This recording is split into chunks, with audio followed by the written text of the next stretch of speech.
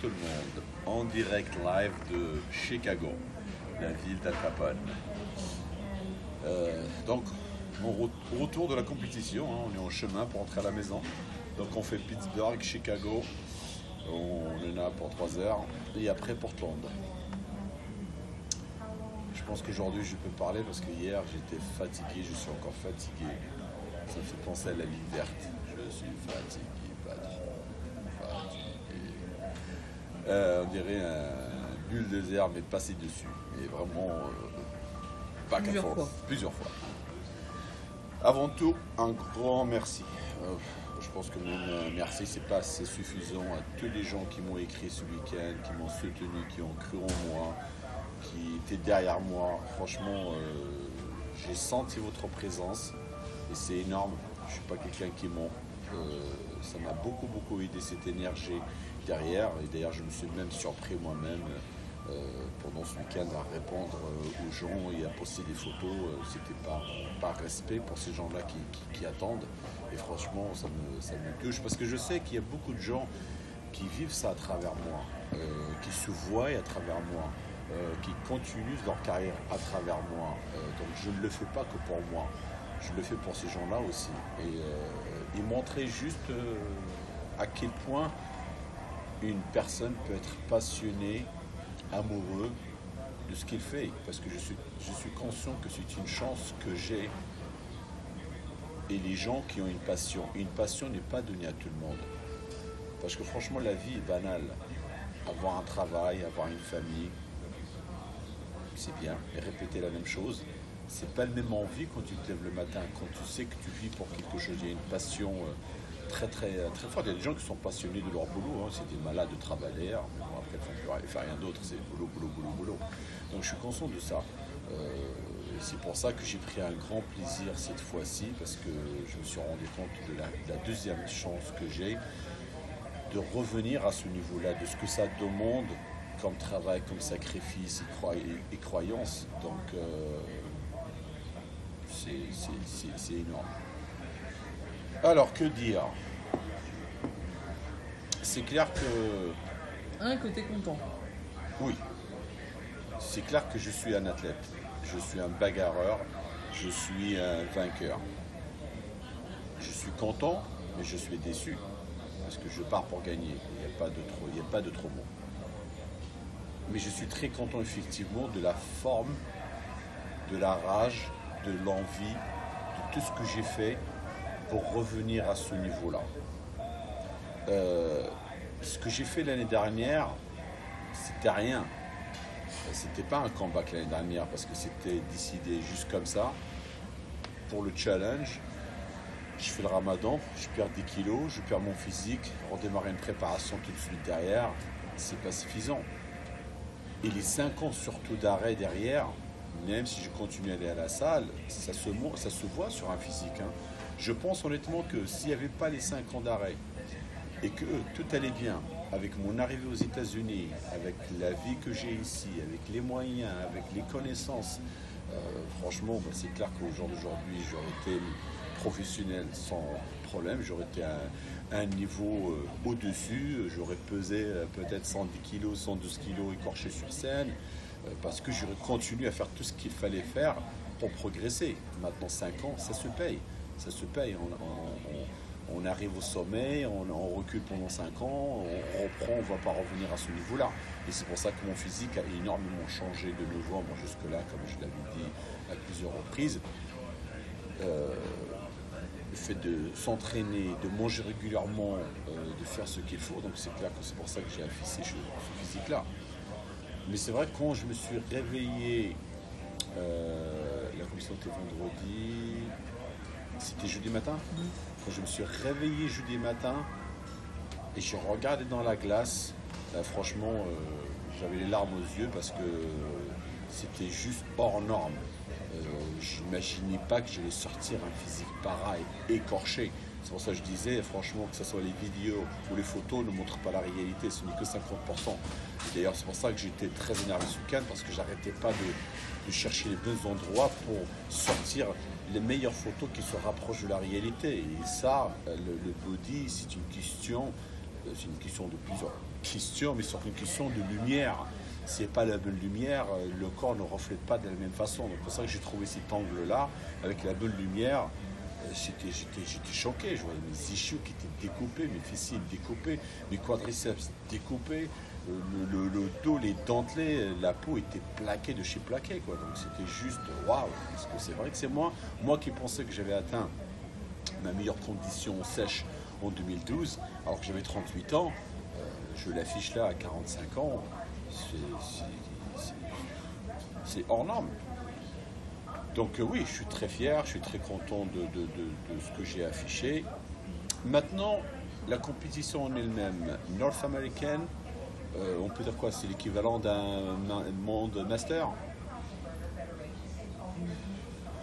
C'est énorme déjà. Bah oui, t'as le Canada, enfin t'as toute l'Amérique du Nord et Bien l'Amérique sûr. du Sud qui sont pas l'Amérique. T'as pas toute l'Amérique du Sud, mais t'as tout le. C'est pas que américain. Voilà, c'est Et surtout, il y a eu ce week-end 1300 Canada, athlètes. Mexique Là. et États-Unis. 1300 athlètes, c'est juste énorme. Donc il y a des catégories de malades. Hein. Il y a une catégorie avant moi, ils étaient 33. Donc la mienne au Master 18, au Open 16 ou 17. C'est juste C'est 4 jours de compétition non 4 jours de compétition non-stop, oui. Ouais. Jeudi, vendredi, samedi, dimanche. Bikini. Il y a les bikini, bon enfin je ne sais plus les pros, mais bikini et fitness, non bikini figure. Parce que moi je suis en tout cas là, mon vendredi c'était classique physique et mince physique. Et aujourd'hui c'est bodybuilding et les pro masters. Donc voilà, une grosse compétition de 4 jours avec de l'oseille. Donc très content d'être revenu au très haut niveau, et de faire ça. Maintenant, voilà, je ne sais pas qui cherche des excuses, mais je vais vous dire un petit peu les choses, comment ça s'est déroulé. Moi, franchement, quand j'ai vu la forme, j'étais persuadé qu'il n'y a personne qui allait m'arrêter. Parce que je suis conscient de mes atouts. Mes atouts, c'est la ligne, la masse, les proportions. Et là, je ramène une sèche de malade. Et je sais comment me présenter sur scène, je sais comment poser. Donc, pour moi, voilà, j'allais au moins prendre le titre en master, après en open, voilà. Bon, comme il y a la jeunesse, on ne sait pas. Déjà, j'étais très surpris du nombre de black athlètes. Et franchement, là, des lignes, des mecs de malades, quoi, des petites tailles de guêpes, des ballons de partout. Mais je n'avais pas vu un vraiment qui était vraiment complet. Soit la masse était là, la sèche n'était pas là. Il y avait un petit truc toujours qui n'allait pas. Mais bon, moi, je ne regarde pas vraiment ça dans les détails, précisément, qu'est-ce qui est mieux que moi. Voilà. Donc tout a été bien géré au niveau des backstage, me préparer, mon ami John était avec moi, Claire était déjà prête pour filmer. T'es un peu gelé. Alors, par rapport à ça, c'était juste lamentable. Déjà, on commence, les mecs en fait sont bien organisés, on commence à s'échauffer. Je m'échauffe. Après, quand ils arrivent, quand ma classe qui est devant, ils se préparent pour monter sur scène, nous, ils nous ont mis déjà en line-up dans les backstage. Donc en line-up, ben voilà, tu es debout, mais bon, tu ne peux pas t'échauffer. Je suis resté debout quasiment pendant 30 ou 40 minutes. Donc tout l'échauffement que j'ai fait avant, ça ne sert à rien. Après de là-bas, hop, on nous rapproche à côté de la scène. Et là, il y avait des courants d'air, plus la clim et tout ça. Je tremblais sur place. À un moment donné, mes muscles me faisaient mal, tellement que je tremblais sur place. Je n'étais pas le seul qui avait froid. Tous les autres, peut-être non, parce que bon, les Américains en général, eux, ils ont l'habitude, à 6h du matin, au petit déjeuner, ils boivent déjà de l'eau avec des glaçons. Donc je n'ai pas vu un qui tremblait. Et franchement, c'était très dur, très dur. Bon, c'est pour ça que je pense que quand je suis monté en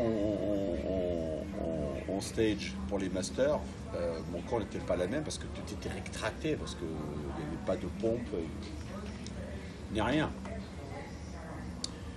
Donc voilà, je monte. Mais dans ton line-up, déjà, tu t'es dit, est-ce que je suis dans le bon line-up? Ah oui, j'avais oublié ça. Oui, alors, quand je me suis enregistré, il a pesé. Donc, moi, je fais 1m80 qui fait en anglais 5'11". Donc, 5'11", tu n'as pas le droit de dépasser 212 qui fait 96 kg 100. Là, je suis dans un line-up parce qu'il y avait master. Donc, master plus de 40 ans. A, B et C. par rapport aux tailles. Là, je me retrouve dans un line-up entre deux Renois. Et je vois les mecs devant moi, je vois que mes yeux regardent ce trapèze et la tête il est au-dessus. Je dis mais le mec il me dépasse une tête. Je regarde derrière moi, il me dépasse une tête. Je dis mais.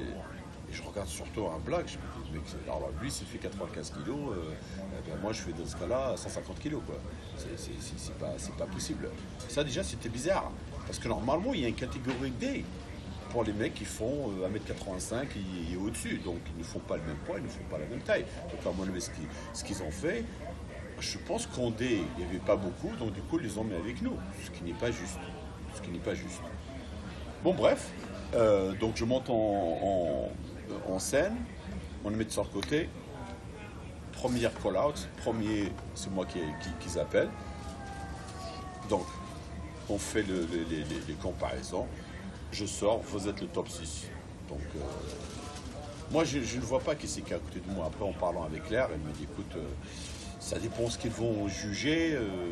Tu étais celui qui sortait du lot, mais maintenant voilà, tu peux être premier, comme tu peux être deux, comme tu peux être trois. Et ok, on verra bien. On ne vend pas la peau de l'ours avant de l'avoir tué, on verra bien ce soir. Si je peux rajouter sur ce truc-là, moi, en filmant donc, du côté scène, nous c'était pas au centre, il a été placé sur le côté, donc je savais pas si c'était deux ou trois, mais il y avait effectivement un black qui était beaucoup plus grand que Mousse et beaucoup plus gros, mais qui n'était pas sec. Je vais mettre sa vidéo d'ailleurs. Et après, il y avait un gars qui avait une très bonne condition, très belle condition, mais qui n'était pas complet. Pas de dos, pas de bras. Quand je dis pas de dos, pas de bras, évidemment, il faut relativiser, mais il n'était pas complet. Et donc, on était tous à se regarder en se disant bon bah vraiment ça va dépendre de ce qu'ils recherchent. Si c'est la condition, il y en a un qui passe devant. S'ils vont sur un physique plutôt body, bah c'est le black. Très difficile à dire.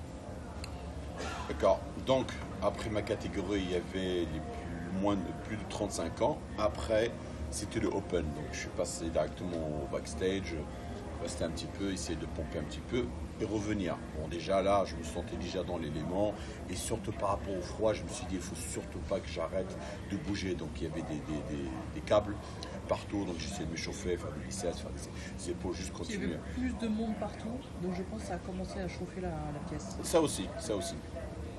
Donc on y arrive. J'étais, je crois, le 7e en line-up. Donc, on monte sur scène. Ils appellent tap. Ah, je suis pas dans le premier call-out. Ok, mais encore, voilà, c'est normal. Moi, je vois pas, il y a les athlètes. Je regarde Claire me fait ça avec sa tête. Ok. Là, j'ai vu des personnes, par contre, j'étais sur le côté, je veux le line-up, le premier line-up, je veux des mecs, je regarde, c'est des foutage de gueule. Il y a des mecs qui n'ont rien à faire dans le premier line-up, ils sont pas mieux que moi. Mais bon, je suis pas juge. Deuxième call-out, tel, ce numéro. Et on t'appelle pas. Je n'entends rien. Après, à la fin, j'entends mon numéro. J'y vais. Maintenant, ce que les gens ne savent pas, c'est que par rapport au master, on monte sur scène, groupe 6 par 6, ils nous font les... petite introduction, petite présentation. Mandatories, vous appelez ça en français. Les pauses imposées. Les pauses imposées. Après chacun, on a 30 secondes pour faire une petite mini-routine, chacun, pour montrer ses pauses et tout ça, entre 7 et 8 pauses. Et voilà, mais comme je l'avais déjà faite par rapport au master et pour gagner du temps, au deuxième passage chez l'Open, on était je crois 3 ou 4, ils nous ont demandé de rester sur le côté, de ne pas le refaire. Simplement, entre-temps, les juges ont changé, la table des juges a changé. Entièrement. Donc les mecs, non, pas entièrement, je pense pas. Non, à part les deux du milieu. Ouais, il y avait des juges d'Olympia. Hein. Donc forcément, les mecs, ils m'ont pas vu. Donc, on fait la chance d'être dans le deuxième call-out. Déçu, bien sûr. Et après, ben voilà, hein, c'était fini. J'entends des choses par rapport à Claire, par rapport à John, les gens qui étaient avec moi. Mais bon, mais moi, voilà, j'étais tellement fatigué et vidé. Voilà, la compétition, de toute façon, elle va se terminer ce soir. On verra ce soir à la mise des récompenses. On verra bien. Donc le soir, il arrive. 4e au master.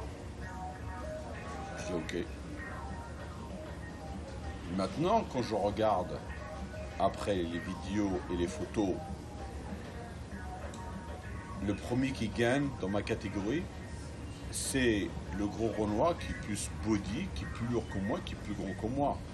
Il est en physique de body de toute façon. Il n'a rien à faire là. Et c'est marrant parce que, comme je dis à Claire, le mec, j'ai entendu sa bouche, il était en train de parler avec d'autres personnes d'organisation en disant oui, quand le mec il est coach, apparemment il a ramené pas mal d'athlètes à lui, ils ont gagné des cartes professionnelles par ici, par là. Et lui, voilà, il dit voilà, maintenant les juges, ils m'ont dit voilà, à ton tour, reviens et tu gagneras. Donc, je ne sais pas, des magouilles, ça. Mais surtout, voilà, il n'a rien à faire dans cette catégorie avec moi. Voilà. Et c'est ça, je pense que les juges n'ont pas encore compris, comme au début d'ailleurs des bikinis. Si on a fait revenir une catégorie classique physique, c'est différent. C'est la beauté du corps, c'est les proportions, c'est le flow, c'est la gestuelle, c'est cette ligne gracieuse.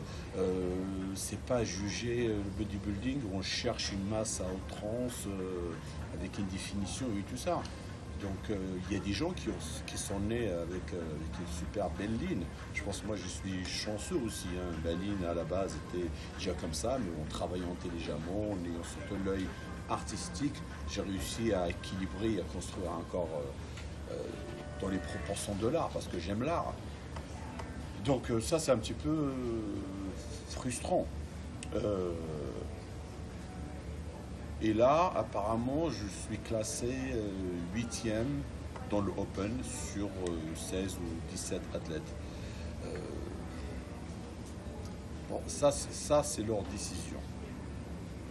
Moi, rien ne me fera changer d'avis de ce que je suis, de ce que j'ai fait et de ce que je veux représenter. Je suis très content de représenter le body que j'aime. C'est ça le plus important. Mon corps, il m'appartient. Le classement, c'est un classement. Ce qui m'intéresse le plus, c'est ce que j'ai fait et c'est ce que je continue à faire dans ma carrière. Marquer les esprits, marquer les gens, donner une bonne image positive, être quelqu'un qui respire la santé, de présenter un beau physique avec une belle peau, classe, toujours bien. C'est ça qui m'intéresse. Hein. Je ne vais pas laisser des juges me saper le moral ou quoi que ce soit. Donc je l'ai pris positivement parce que pour moi, c'est passé. Mon cerveau est déjà concentré sur Olympia. Dans ce que je vais essayer de faire, je suis à 2 semaines. Je vais essayer d'améliorer encore un peu plus la sèche. Je vais essayer de travailler beaucoup les pauses parce que 5 ans d'arrêt, il y a des automatismes qui sont perdus. J'ai remarqué par exemple que mon double biceps de dos, je peux l'améliorer dans le sens où en fait, quand je fais ma pause, j'ai tendance à regarder en bas. J'ai tendance à garder les poignets en avant alors qu'il faut bien archer le bas du dos et bien envoyer les poignets en arrière pour faire ressortir plus de détails dans la partie supérieure du dos. Les biceps cage, j'ai tendance à ne pas trop tourner. Voilà, il y a des choses à améliorer, donc je vais aller voir mon ami André ce week-end pour essayer de travailler encore plus ça avec lui. Je vais essayer de poser quasiment tous les jours dans la salle parce que c'est Olympia, il faut vraiment que je sois irréprochable. Et voilà, continuer de faire ce que j'ai fait pendant cette préparation en toute simplicité. Voilà, je ne vais rien faire de fou furieux, tout a été millimétré, tout a été calculé. Franchement, je me sens en forme, en bonne santé. Il n'y a pas de souci. Maintenant, pour Olympia, j'arrive là-bas le mardi soir, la pesée. J'ai le mardi soir, le mercredi et jeudi, je suis sur scène. Là, ça fait un jour de moins. Un jour de moins. Là, j'ai mis 2 jours et demi pour me recharger. Ce n'était pas assez. J'ai pris.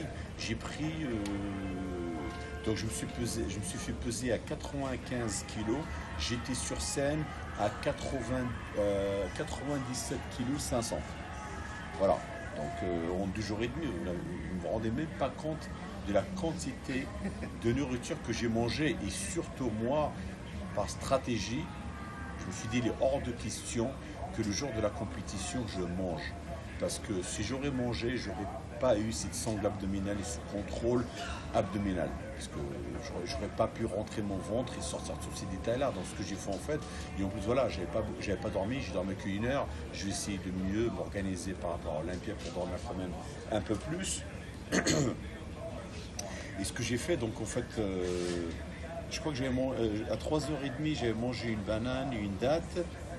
Et pendant la chauffe, d'ailleurs qu'elle servait à grand chose, j'ai utilisé 75 grammes de Vitargo avec un mix de jus de pomme et jus de raisin pour avoir un sucre rapide, mais simplement, voilà, comme c'est très rapide, ça n'a pas duré. Donc il va falloir trouver une autre méthode pour me recharger un peu plus rapidement. Le truc aussi qui est frustrant, c'est que entre les photos que j'ai posées ce matin-là où c'était nickel, malheureusement, bon là c'était juste les UV, mais on sait très bien quand on rajoute le tan, les lumières sur scène, la distance, ça reflète pas la même chose, la même qualité, donc c'est un petit peu décevant. Ah oui, tiens, en parlant de lumière, tu n'as pas parlé de l'éclairage à ce niveau-là de compétition, il y avait tout un... Ah ben, il y avait des endroits qui étaient dans l'ombre, la lumière était au milieu, il n'y avait rien sur le côté. Donc c'est pour ça qu'à un moment donné, j'étais dans la belle lumière au début, en master, hop, on me change de place, je me retrouve dans le noir total. Et en plus, mon huile, le matin, ne brillait pas assez, parce que j'avais utilisé de la brillantine, c'était mon ami John qui l'a utilisé, mais il ne m'a pas mis assez. Donc du coup, quand je suis revenu pour le Open, là, je suis passé voir la société qui m'ont tanné. Ils ont mis une bonne nuit. Donc ça, j'essaierai de ne pas faire cette erreur-là pour Olympia.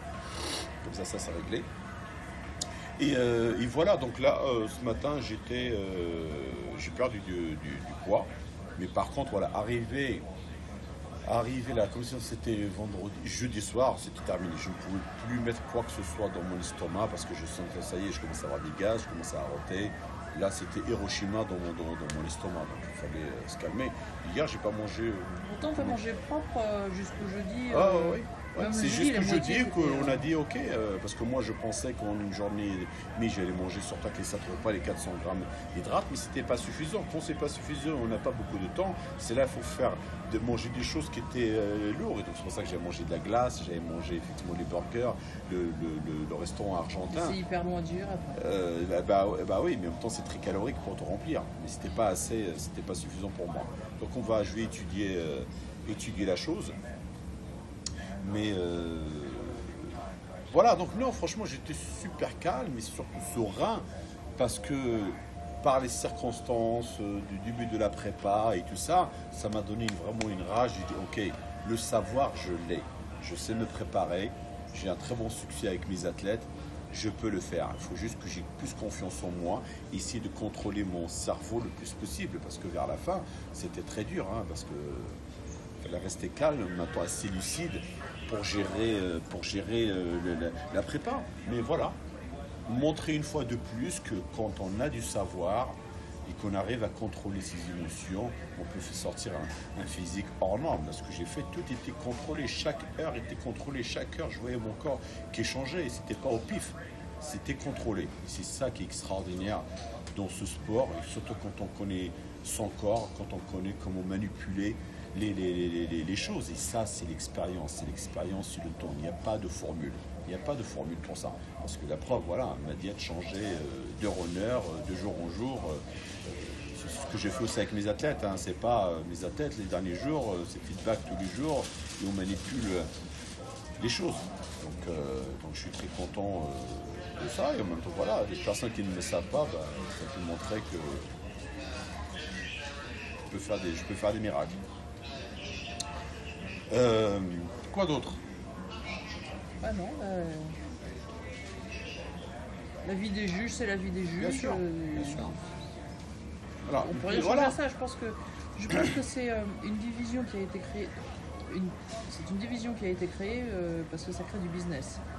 En apportant le classique physique, c'est pas pour l'amour du body que le bikini ou que le classique physique a été créé, c'est parce que ça ouvre des marchés plus grands.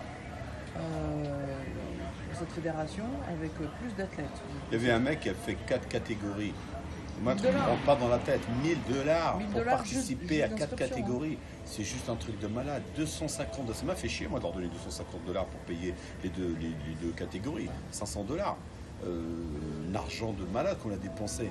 Quand je vois, bon, ça vient en France, bientôt on n'aurait plus le choix. Quand je voyais à l'époque, je faisais avec le petit pot de Dreamtan 2-3 compétitions et ça me coûtait 25 €, 30 €, alors que là, tu n'as pas le choix. Tu fermes ta gueule, tu payes les 150 $, on passe 2 minutes sur toi. Je dis à la rigueur, je sais pas moi, foutez-vous de ma gueule, restez là-bas pendant un quart d'heure à m'asperger. Au moins, j'ai l'impression que j'ai payé pour quelque chose. 150 $. Le temps, mais c'est quoi? C'est de l'or, c'est du plaquilleur, c'est quoi? C'est juste abusé. Et tu n'as pas le choix. Donc tu rajoutes les 125 $ de la carte. Mais c'est mec, hein, cash. Donc tu dis cash, il n'y a pas de carte arrière. Donc c'est bim bim, ça va directement dans la poche. C'est juste du vol, c'est juste des vols, quoi.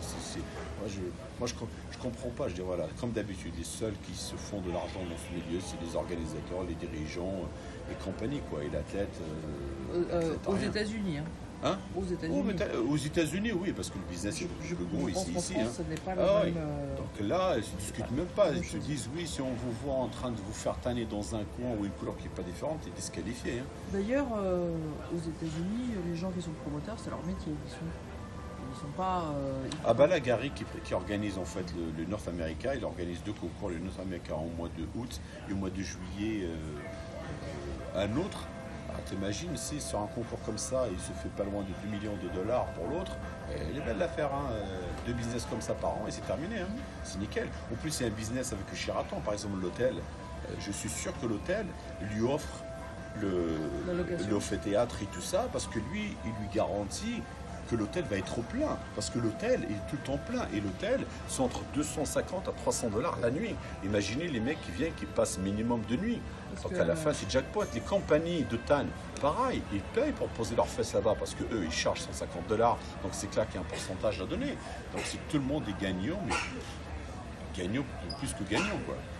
Donc c'est business, mais voilà, ça c'est leur truc. Est-ce que ça a changé quelque chose en moi qui est passionné, qui veut être sur scène, qui veut être comparé, qui veut être jugé? Mais non, comment mettre premier, comment mettre dernier? Ils n'auront pas mon âme. Voilà, moi j'aime ce que je fais. Et revenir, comme j'ai dit, après ces 5 ans de problèmes, revenir, parce que ces problèmes elles sont toujours dans mon corps. C'est juste j'ai réussi à les canaliser, à les mettre d'un côté. D'ailleurs, vous l'avez vu sur les 2 dernières vidéos que je faisais des fentes. Ça faisait 5 ans que je n'ai pas fait les fentes. Je l'ai fait. Ne croyez pas que j'ai plus mal, que j'arrive à descendre. Non, j'ai mal, mais l'envie était tellement là que j'ai pas le choix. C'est pour ça qu'on dit que la foi peut se lever des montagnes. C'est extraordinaire ce qu'on peut faire quand on est motivé, quand on est déterminé. Il n'y a rien qui peut nous arrêter. Et je remercie le bon Dieu d'avoir ce mental que j'ai aujourd'hui par les services médias et tout ça. Enfin, passer ce message-là, parce que c'est important, hein, avec la sagesse, avec le temps, avec l'âge. Là, j'ai compris effectivement que l'importance, c'est de partager aussi, c'est d'être positif toujours avec les gens et de montrer aux gens qu'on peut réussir. Il y a des gens qui s'inspirent de vous. Donc je peux comprendre ça, mais mon objectif c'est toujours de donner une bonne image, voilà, une bonne image positive, de faire avancer les gens. Si je fais avancer les gens avec moi, j'ai tout gagné. Voilà, je ne suis pas comme certains qui veulent être des modèles, mais qui n'ont rien fait de leur vie. Comment ça se fait? Tu veux être un modèle, mais tu n'as rien fait. C'est juste parce que tu as la blabla, ça. Non. Les actes vont parler d'eux-mêmes. Voilà. Avant de donner des conseils, donnez des conseils à vous-même déjà et faites des choses pour votre propre vie. Ce que vous allez réussir dans votre vie, vous allez le réussir. Et c'est pour ça que voilà, j'essaierai toujours d'aller vers l'avant et de tirer aussi les gens vers l'avant, parce que c'est des qualités que je trouve qui se perdent aujourd'hui. On est dans un monde nombriliste. Voilà. Voilà, il n'y a plus de relation vraiment humaine entre les gens. Chacun. Voilà, tu disais, il y avait des groupes qui se connaissaient, mais finalement, les athlètes ne discutaient pas entre eux. Ah non. C'est juste dommage. Donc voilà, rebelote. Donc là, ce week-end, voilà.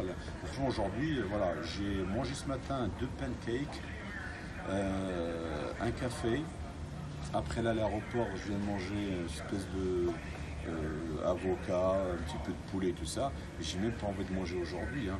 Je crois que je vais pas manger, ça va être Ramadan. Parce que je sens mon système digestif fatigué, j'ai des aigreurs. Je suis super fatigué, donc il faut absolument que je me couche tôt.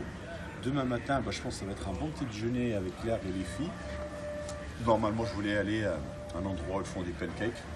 Je pense que l'envie du pancake m'est passée. On va y aller dans un truc français qui s'appelle la Province. Et après, une grosse séance de jambes, lundi demain. Et lundi, c'est rage. Hein. Je vous dis, là, mon poids ce matin était de 213 points quelque chose. Donc, je sais qu'en général, moi, j'ai un métabolisme très, très, très chelou, très, très lent. Donc, je peux manger, entre guillemets, ce que je veux. Le poids ne va pas monter de 10-15 kilos comme certaines personnes. Donc voilà, mais je pense que par rapport à tout ce que je me suis engouffré ce week-end, les réserves en glycogène, ils sont là, ils sont remplis. Ça va me servir cette semaine pour bien m'entraîner et me pousser. Et après, c'est vidage, hein, parce que pareil, j'ai pas envie d'avoir un coup de stress en arrivant à Las Vegas. Mais je suis content. Maintenant, comme j'ai discuté avec Claire, elle me dit, je ne sens pas que tu vas t'arrêter. On verra après Olympia. On verra après Olympia, après le classement d'Olympia. Quand je vois franchement le physique que j'ai réussi, je ne sais pas. Et en même temps, les deux concours que je pourrais continuer à faire, tant que j'ai l'envie, tant que mon physique répond bien, c'est Olympia à Vegas et l'Arnold Classic. L'Arnold Classic qui arrive. Ils te reverront plus Ils te reverront plus à Pittsburgh? Pittsburgh, c'est terminé. Non, c'est terminé. Voilà, donc on verra après Olympia ce que ça peut donner. Et franchement, voilà, on verra le classement. Ce que je veux encore là, mon objectif, c'est de sortir un physique meilleur que ce que j'ai sorti là. Et c'est ça mon but. Ce n'est pas le classement, ce n'est pas de gagner une carte professionnelle, c'est ça. C'est ça le plus important pour moi. Tout ce que je retiens de ce week-end, c'est tout ce que j'ai fait pour arriver à ce niveau-là. Là, il y a une victoire. C'est les souvenirs, les photos, les vidéos. Quand je regarde, ça c'est la réalité pour moi. J'ai du mal encore quoi. Je suis comme ça aujourd'hui. C'est ça, c'est moi ça. Ça, je pense que ces vidéos, ces photos, je vais les regarder. Et surtout le soutien des gens. Le soutien des gens, le côté positif que j'ai reçu, je pense un seul message négatif. J'ai tellement été soutenu par des grands champions, Emmanuel Vell qui m'envoie un message, Jean-Marc Claire, des anciens comme Raymond Gonnet, voilà, mon ami Rick Cagnard, et que mes amis proches, que ce soit Xavier, que ce soit mon ami Olivier, qui récupère gentiment de son opération qui m'avait beaucoup touché ce week-end. Voilà, tellement de champions, tellement de grands noms connus dans ce milieu. C'est juste énorme. Là, il y a eu les pros américains. C'est super. La vie est belle. C'est ça le plus important. Faites ce que vous aimez. Éclatez-vous. Donnez 100% dans ce que vous faites. Ne regardez pas en arrière. Ne laissez personne vous descendre psychologiquement. Ou faire croire que vous êtes bon à rien, que vous n'allez jamais réussir, mais surtout ne vous montez pas à vous-même. Donnez toujours 150%, parce qu'à 100% de jour c'est pas suffisant. Voilà, et ça le jour où tout ça sera vraiment derrière, je serai fier de dire je l'ai fait. Voilà, j'ai réussi, j'ai donné le maximum. Et moi voilà, je veux donner une bonne image à mes filles. Pour montrer que papa était un battant et n'a jamais lâché dans sa vie. Et je veux qu'ils s'inspirent de ça dans leur vie. Voilà, affaire à suivre. On continue. Mégatron n'a pas dit son dernier mot. Le lion de l'Atlas n'a pas fini de rougir. Et le phénix n'a pas fini de renaître de ses cendres. Voilà. Merci beaucoup, vraiment du fond du cœur. Je vous embrasse.